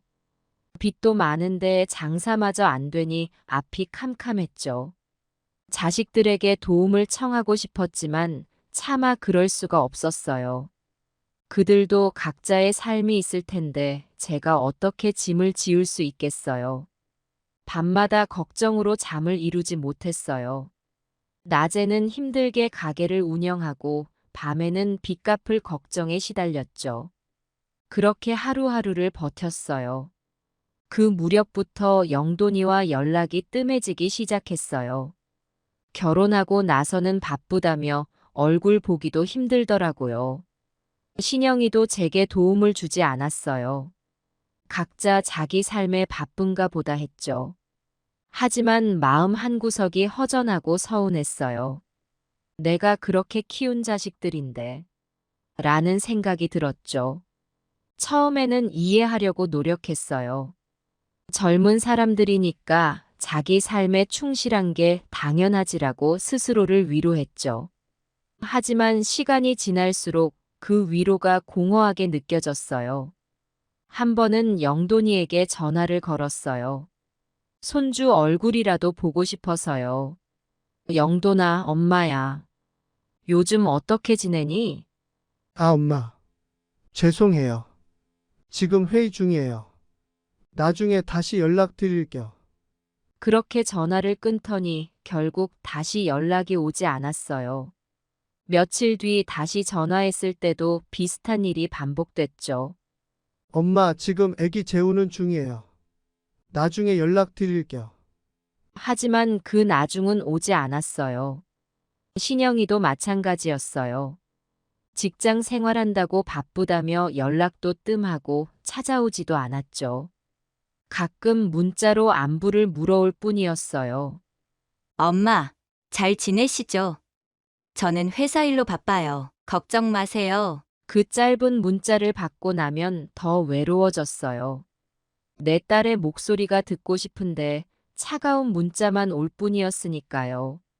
명절에는 잠깐 얼굴을 비추긴 했지만 그마저도 어색하기만 했어요. 영돈이는 며느리와 함께 와서 잠깐 인사만 하고 가더라고요. 저희가 다른 곳에도 가봐야 해서요. 내년에는 좀 더 오래 있을게요. 하지만 그 내년에도 상황은 크게 다르지 않았어요. 신영이는 명절에도 잘 오지 않았어요. 친구들과 여행 간다며 외국에 나가버리곤 했죠. 엄마, 죄송해요. 이번 연휴에 친구들이랑 계획이 있어서. 그 말을 들을 때마다 가슴이 아팠어요. 내가 뭘 잘못했나 하는 생각도 들고 이게 다 내 탓인가 하는 자책도 했죠. 가게 일은 점점 더 힘들어졌어요. 손님도 줄고 빚은 늘어가는데 도와줄 사람은 아무도 없었죠. 자식들에게 도움을 청하고 싶었지만 차마 그럴 수가 없었어요. 한 번은 용기를 내서 영돈이에게 말해봤어요. 영돈아, 엄마가 좀 어려운 상황이야. 혹시. 그러자 영돈이가 말을 끊더라고요. 엄마, 저도 지금 빠듯해요. 애기 키우느라 돈이 많이 들어서. 그 말에 할 말을 잃었어요. 내 아들에게 이런 대접을 받을 줄은 꿈에도 몰랐죠. 신영이에게도 한번 말해봤어요. 신영아, 엄마가 지금 좀 힘들어서. 그러자 신영이도 비슷한 반응이었어요. 엄마, 제가 지금 월급이 얼마 안 돼서요. 나중에 여유 생기면 도와드릴게요. 그 나중이라는 말이 얼마나 공허하게 들리던지. 밤마다 혼자 울었어요. 내가 그토록 사랑하고 키운 자식들인데 왜 이렇게 달라진 걸까 하고요. 어쩌면 내가 무언가를 잘못한 걸까? 아니면 이게 다 세상 탓일까? 가게에서 일하면서도 자꾸 한숨이 나왔어요. 손님들이 사장님, 왜 이렇게 우울해 보이냐고 물어볼 정도였죠. 하지만 대답할 수가 없었어요. 내 자식 얘기를 남에게 할 순 없잖아요. 어느 날은 길을 가다 우연히 영돈이 가족을 봤어요. 백화점에서 즐겁게 쇼핑하는 모습이었죠. 손주는 커다란 장난감을 안고 있었고 영돈이와 며느리는 행복해 보였어요. 그 모습을 보는데 가슴이 찢어지는 것 같았어요. 나는 저렇게 행복한 모습을 옆에서 지켜볼 수조차 없구나 하는 생각에 눈물이 났죠. 신영이의 SNS를 보면 친구들과 여행 다니는 사진들이 가득했어요. 맛있는 음식을 먹고 좋은 곳을 구경하는 모습들. 전화 한 통 오지 않는 딸이 그렇게 즐겁게 지내는 모습을 보니 서운하기도 하고 속상하기도 했어요. 내가 너무 자식들에게 매달리나 하는 생각도 들었어요. 어쩌면 내가 너무 욕심을 부리는 건 아닐까 하고요. 하지만 곧 그 생각을 지웠어요. 부모 마음이 어떻게 그럴 수 있겠어요.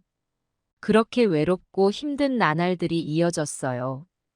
가게에서는 빚 갚을 걱정에 하루하루를 버티고 집에 돌아오면 텅 빈 집에서 자식들 생각에 잠 못 이루는 날들의 연속이었죠.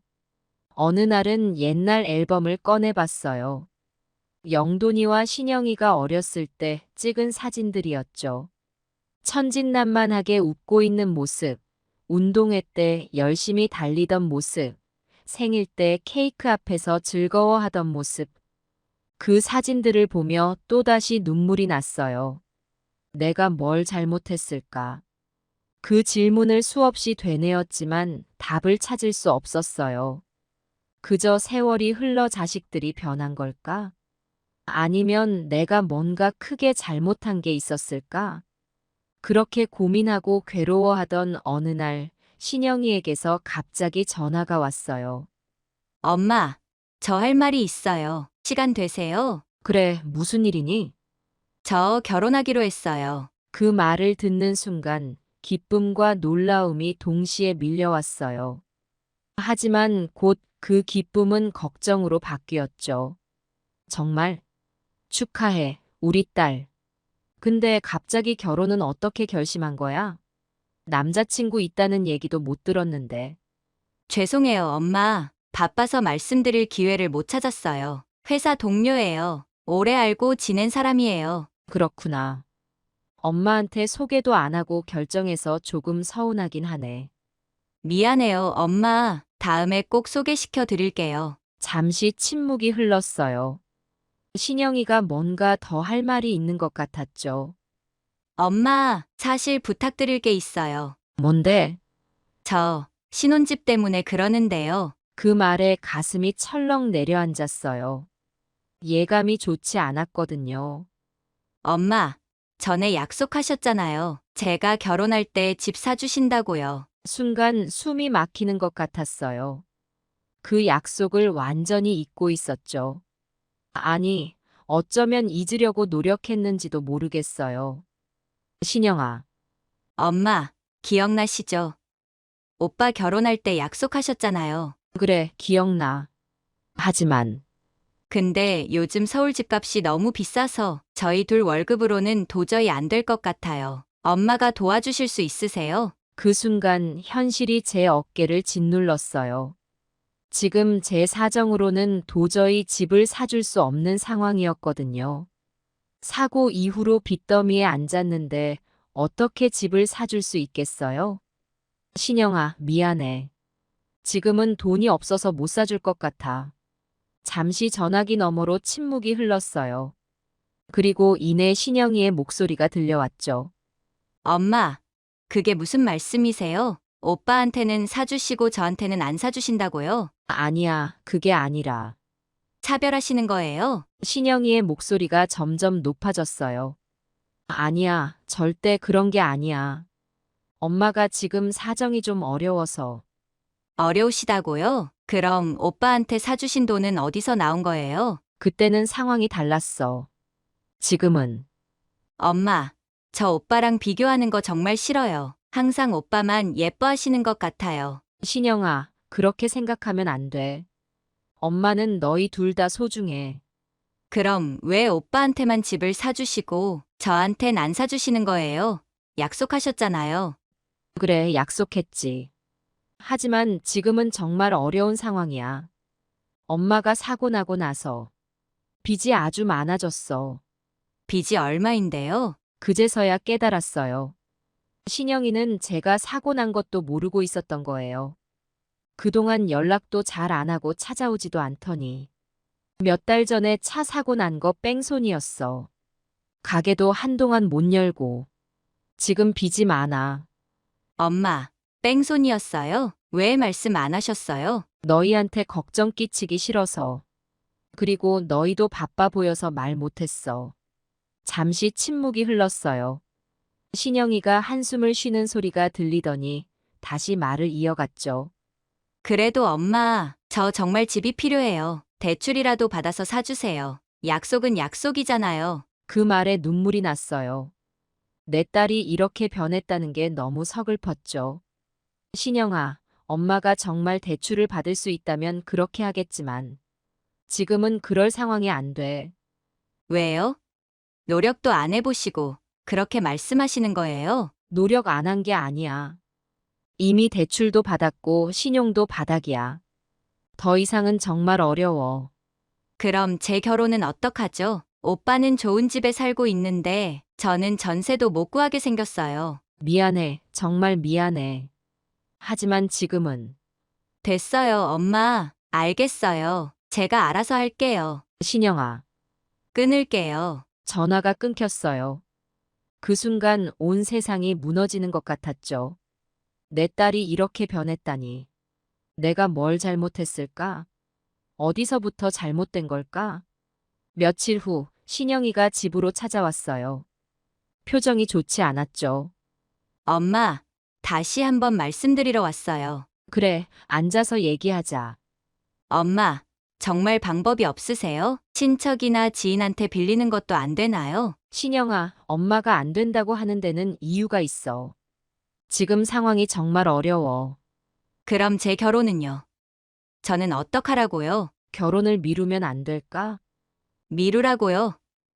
벌써 날짜도 잡고 예약금도 냈는데 엄마는 제 인생은 안 중요한가 봐요. 그렇지 않아. 엄마는 너의 인생이 무엇보다 소중해. 그럼 왜 도와주지 않으세요? 오빠한테는 그렇게 잘해주시면서. 신영아, 오빠 얘기는 그만했으면 좋겠어. 상황이 달라. 상황이 다르다고요? 엄마, 솔직히 말씀해보세요. 저보다 오빠가 더 좋으신 거 맞죠? 그런 게 아니야. 엄마는 너희 둘 다 소중해. 거짓말이에요. 항상 오빠만 챙기시잖아요. 저한텐 관심도 없으셨어요. 신영아, 그렇게 말하면 엄마 마음이 너무 아파. 엄마 마음이 아프다고? 그럼 내 마음은? 엄마가 차별하는 걸 보면서 자란 내 마음은 어떨 것 같아? 항상 오빠만 예뻐하고 오빠한텐 다 해주면서 나한텐 뭐 해줬어? 집도 안 사주고 약속도 안 지키고 내가 얼마나 서운했는지 알아? 엄마는 그냥 자기 편할 대로 살았잖아. 나 같은 건 안중에도 없었던 거 아니야? 이제 와서 뭐가 미안하다는 거야? 엄마, 너무 늦었어. 나도 이제 내 인생 살 거야. 엄마 신경 안 쓸 거니까 엄마도 나 신경 쓰지 마. 연락하지 말고 그냥 살아. 나 없다고 생각해. 엄마한테 그렇게 이야기하면 안 되지. 엄마는 신영이 차별한 적 없어. 영돈이 결혼할 때는 엄마가 돈이 있었어. 근데 너 결혼한다고 했을 때는 사고 나고 빚더미에 앉아 있어서 그래. 그걸 이해를 못하면 안 되지. 내가 널 덜 사랑했다는 건 말도 안 돼. 넌 내 자식이야. 똑같이 사랑해. 내가 뭘 그렇게 잘못했는지 모르겠어. 너 때문에 엄마가 얼마나 마음고생했는지 알아? 밤마다 울면서 보냈어. 엄마한테 그러지 마. 연락하고 싶지 않으면 하지 마. 마음 괜찮아지면 엄마한테 연락해. 집 사준다고 약속해놓고 이제 와서 연락 안 한다고? 그럼 돈이 없는데 나더러 어떻게 하라는 거야? 국어를 해서라도 집 사줘. 뭐라고? 그걸 하라고. 무엇이 어쩌고 저째? 국어를 하라고? 너 지금 제정신이야? 내가 너를 어떻게 키웠는데 이런 말을 할 수가 있어? 너 정말 인성에 문제 있는 거 아니야? 이 못돼 먹은 거 사. 너가 지금 엄마한테 구걸하라는 소리를 하고 있는 거야? 내가 너 낳을 때 쉽게 낳은 줄 알아? 고생해가며 키워놨더니 이게 무슨 짓이야? 엄마가 왜 돈이 없는 줄 알아? 다 너희들 먹여 살리고 키우느라 그런 거야. 내가 벌어서 너희 둘 대학 보내고 너희 오빠 결혼시키고 그러다 사고 나서 가게까지 다 날렸는데 이제 와서 구걸하라고? 너 그렇게 집이 중요해? 그럼 너가 벌어서 사. 왜 엄마한테 해달라고 해? 너 인생은 너가 책임져야지. 나는 이제 늙어서 앞으로 살 날 얼마 남지도 않았는데 그런 말을 하니? 넌 정말 밑도 끝도 없는 애야. 내가 너한테 뭘 그렇게 잘못했길래 이런 대접을 받아야 하는지 모르겠다. 이게 다 내 잘못이야. 너 철들 때까지 기다렸어야 했는데. 당장 내 앞에서 꺼져. 다시는 내 앞에 나타나지 마. 이제부터 넌 내 딸이 아니야. 그렇게 살고 싶으면 그렇게 살아라. 엄마 없이 잘 살아보시든가. 지키지 못할 약속은 하지 말았어야지. 엄마가 그렇게 가르치지 않았어? 약속은 꼭 지켜야 한다고. 근데 정작 엄마는 약속을 안 지키네. 왜? 나는 덜 중요해서 오빠랑 다르게 취급해도 된다고 생각한 거야? 엄마, 솔직히 말해봐. 나 낳을 때부터 오빠만큼 사랑하지 않았던 거 맞지? 항상 오빠 얘기만 하고 오빠 자랑만 하고 나는 뭐야? 그냥 덤으로 딸린 짐이야? 빚더미에 앉아있다고? 그럼 왜 나한테 얘기 안 했어? 내가 엄마 딸 맞아? 그렇게 중요한 일을 왜 숨겼어? 나는 가족이 아니라서? 아님 내가 도와줄 거라고 기대도 안 한 거야? 너한테 전화로 말했잖아. 기억 안 나? 엄마는 지금까지 나한테 뭘 해줬는지 생각해봐. 오빠한텐 이것저것 다 해주면서 나한텐 뭐 해줬어? 학원비, 용돈, 그게 다야? 정작 중요한 거 내가 정말 필요한 거는 안 해줬잖아. 이제 와서 그렇게 화내고 소리 지른다고 해결될 일이야? 엄마가 잘못한 거잖아. 약속을 안 지킨 건 엄마라고. 근데 왜 나한테 화를 내? 내가 뭘 잘못했는데? 그리고 말이야, 엄마, 나 이제 결혼해야 돼. 신혼집은 어떡하라고? 오빠는 좋은 집에서 살고 있는데 나는 전세도 못 구해. 이게 공평해? 엄마는 이게 정상이라고 생각해? 나도 이제 내 가정을 꾸려야 한다고. 근데 이렇게 빈손으로 어떻게 시작해? 엄마는 내 인생에 대해서는 생각 안 해? 그냥 알아서 살라고? 그게 부모가 할 소리야? 부모라는 것은 자식을 낳기만 해서 되는 게 아니야. 성심성의껏 키워야지. 근데 엄마는 오빠랑 나랑 신박하게 차별을 하고 있어. 그건 엄마가 아니야. 그럼 나더러 어떻게 하라고? 구걸하라고? 정말 그걸 원해? 원해. 구걸해. 너 정말 제정신이 아니구나? 엄마나 정신 똑바로 차려. 치매도 안 걸렸으면서 치매 걸린 사람처럼 행동하고 있네. 됐어. 다신 연락하지 마. 신영이가 문을 쾅 닫고 나가는 소리에 가슴이 찢어지는 것 같았어요. 딸과 이렇게 멀어질 줄은 정말 몰랐죠. 그날 밤 저는 한숨도 못 자고 울었어요. 내가 정말 차별했던 걸까? 아니면 상황을 제대로 설명하지 못한 내 잘못일까?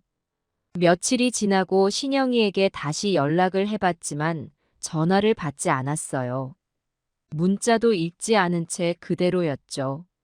마음이 너무 아팠어요. 어떻게 해야 할지 몰라 우왕좌왕하다가 영돈이에게 전화를 걸었어요. 여보세요, 엄마? 영돈아, 엄마야. 통화 좀 할 수 있니? 네, 엄마. 무슨 일 있으세요? 신영이 얘기 좀 하고 싶어서.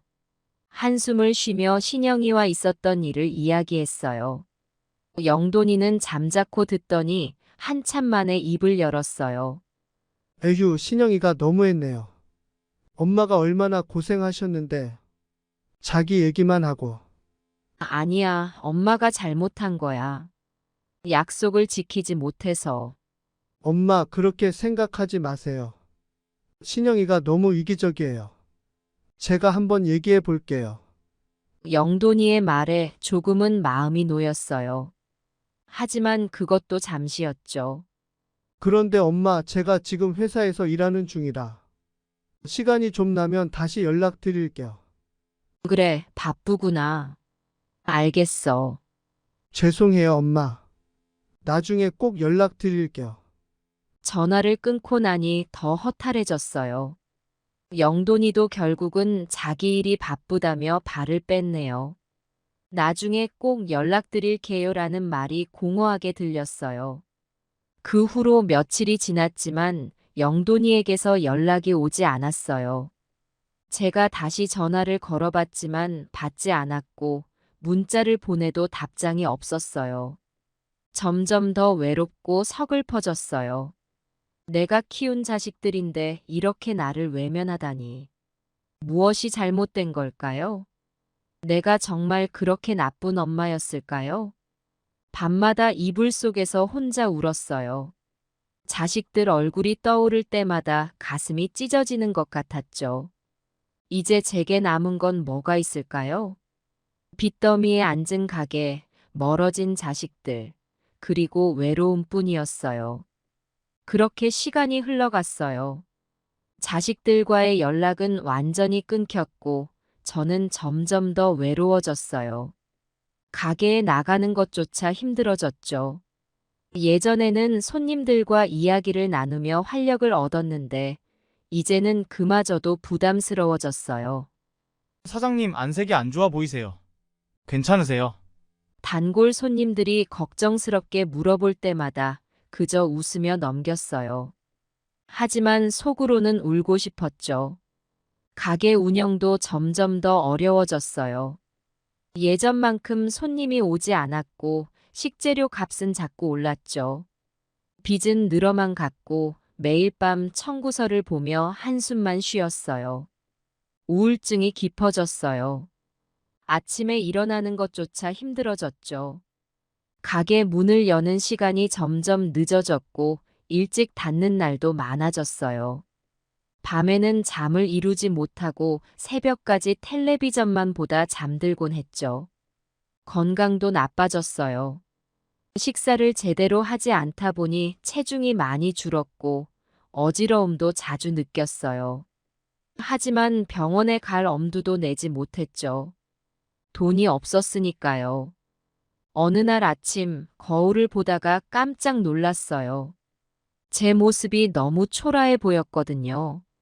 눈에는 생기가 없었고 주름은 깊어졌고 머리카락은 힘없이 축 처져 있었죠. 이렇게 살면 안 되겠구나. 그때 결심했어요. 모든 걸 정리하기로요. 더 이상 이렇게 살 수는 없다고 생각했죠. 먼저 신영이에게 긴 메시지를 보냈어요.